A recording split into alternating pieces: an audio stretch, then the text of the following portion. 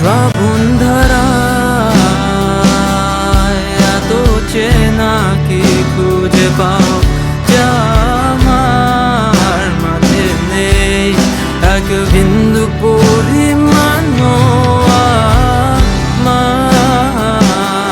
সরল রেখার চিন্তাধারায় হারারি করে দাগ কাটো কেন নাকি কাঁদিয়ে আমাকে সেই চোখের জলে ভেজো